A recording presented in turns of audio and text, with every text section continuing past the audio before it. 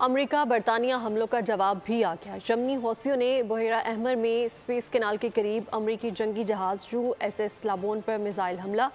یمنی حوثیوں سے متعلق امریکہ نے ایران کو وارننگ دے دی۔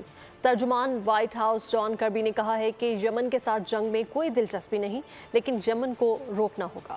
یمنی حوثیوں نے بحیرہ احمر میں امریکی جنگی بحری جہاز پر میزائل فائر کر دیے۔ امریکی نیوی کو اینٹی شپ کروز میزائل کے حملوں کا سامنا کرنا پڑ گیا۔ یہ کارروائی سوئس کینال کے قریب کی گئی۔ حملے میں امریکی USS لابون کو حدیدہ سے نشانہ بنایا گیا، تاہم اس میں کوئی جانی یا مالی نقصان نہیں ہوا۔ یمنی حوثیوں سے متعلق ایران کو امریکہ کی وارننگ۔ ترجمان وائٹ ہاؤس جان کربی نے کہا ہے کہ یمن کے ساتھ جنگ میں کوئی دلچسپی نہیں، لیکن یمن کو روکنا ہوگا۔ امریکی صدر بائیڈن نے اپنے ایک بیان میں کہا ہے کہ یمن میں حوثی باغیوں کے مستقبل سے متعلق اہم خفیہ پیغام ایران کو بھی پہنچا دیا گیا ہے۔ امریکی صدر کا یہ بیان اس وقت سامنے آیا جب حوثیوں نے اپنے ساتھیوں کی امریکی حملوں میں مارے جانے پر سخت رد عمل کی دھمکی دی تھی۔ معروف برطانوی اخبار دی گارجین کے لیے ایک تجزیے میں سائمن نزڈل نے لکھا ہے کہ یمن کی حوثی ملیشیا کے خلاف امریکہ نے کارروائیاں تو کی ہیں، مگر اس کا سور توڑنے میں ناکام رہا ہے۔ اس وقت زمینی حقیقت یہ ہے کہ مشرقی وسطی امریکہ کے ہاتھ سے نکل گیا ہے۔ ایران نے چند برسوں میں ترجیحات تیزی سے تبدیل کی ہیں۔ سائمن نزڈل نے لکھا ہے کہ حوثی ملیشیا کے مقابل امریکی فوجی کارروائیوں کے غیر مؤثر رہنے کو مشرقی وسطی میں مغرب کی ناکام پالیسیوں کا منطقی نتیجہ تصور کیا جائے گا۔